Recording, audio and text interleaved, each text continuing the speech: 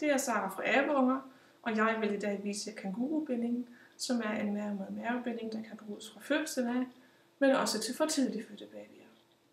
Jeg bruger en fast vikle i størrelse 3, men man kan sagtens også bruge en længere en, alt efter hvad man har derhjemme.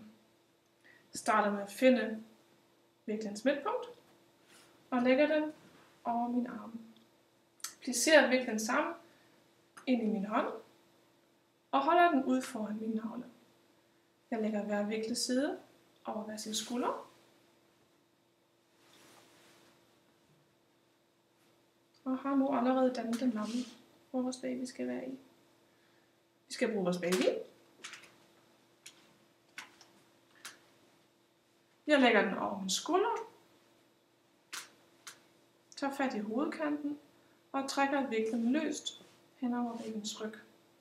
Fikserer den heroppe med den hånd, der støtter min baby. Med den anden hånd tager jeg det overskydende stof og holder det her nede under babyens numse, mens jeg lader barnet glide ned foran min mave. Det overskydende stof hernede, det stopper jeg allerede med vores mave.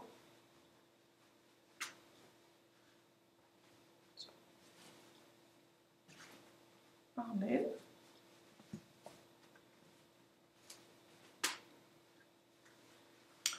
Hovedkanten skal nå cirka 2 fingerbred op over barnets øre. Og jeg sikrer lige en ekstra gang, at viklestoffet det når ud til barnets knæhæs. At knæene de er cirka på højde med babyens navle. Og spred let ad til siden. Sådan her. Så. Samler lige det her, alt det stof lidt over min skulder. Nu tager jeg min frie hånd, fører den ind under viklebanen.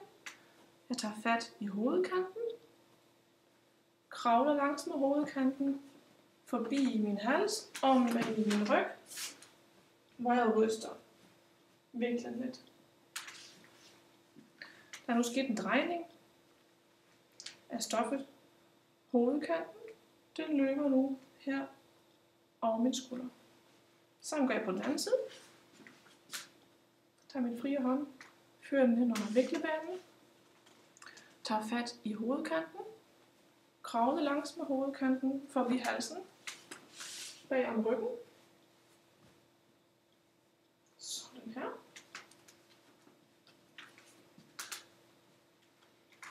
Så. Husk at støtte babyen godt, helst på tværs hen over ryggen.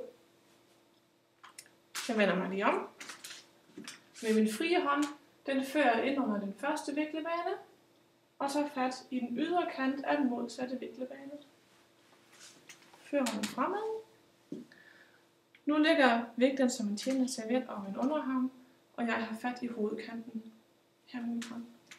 Den spænder jeg nu ved at trække skråt nedad til. Nu kan jeg mærke, at jeg allerede har noget spænding, og at viklen støtter. Samler de her sammen. Vender mig om igen. Med den frie hånd tager jeg fat i den modsatte sides yderste kant. Fører hånden her foran mig. Og trækker skråt nedad til. Under spænding føres begge hovedkanter foran. Man giver dem i en hånd. Man kan ordne det her heroppe på skulderen. Så er den flap, der hænger over skuldrene, ikke alt for stor. Så. Sådan her. Nu spænder vi viklen godt igennem, strålevis styk for styk. Starter ved den side, som vi har hentet frem først. Giver lige hovedkanten lidt løb mere. Overgiver den under spænding i den anden hånd. Og nu griber jeg ind i viklen et lille stykke ved siden af hovedkanten og trækker. Gør en lille bevægelse med skulderen, sådan at stoffet nemmere glider hen over mit tøj. Og gør det sådan gerne 7-10 gange per side. Hiv. Giv over i den anden hånd. Endnu en gang. Endnu en gang. Endnu en gang. Nu kan jeg lige kontrollere, at der ikke er nogen løse steder her. Hvis der er, Så kan jeg sådan skubbe den nedad til. Og nu spænder vi den anden side. Lige i hovedkanten. Et lille nøk mere.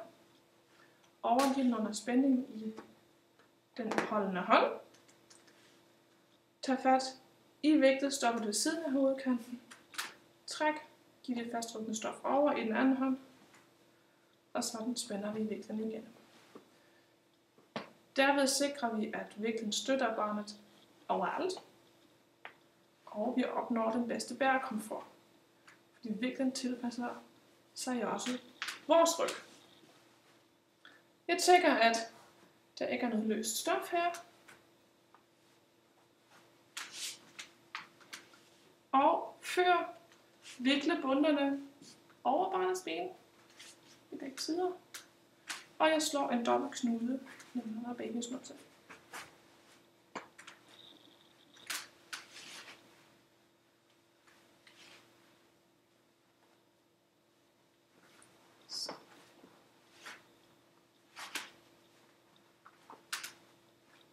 Sådan her.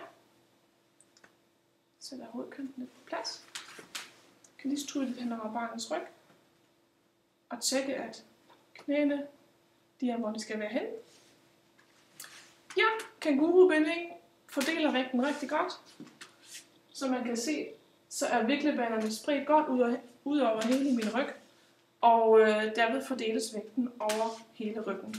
Den er rigtig rar at have på til længere ture, men også til større babyer, som gerne vil bæres mere mod mave.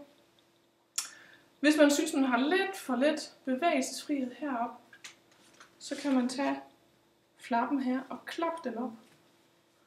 Og ikke skubbe den op, så mister man al spændingen. Klap den op.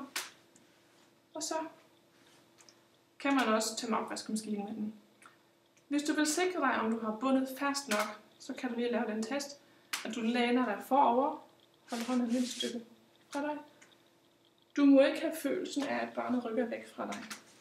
Hvis du virkelig har hænderne fri, det vil sige, du kan gøre alt det, du har lyst til, så sidder viklen rigtig godt. God fornøjelse med kænguruen.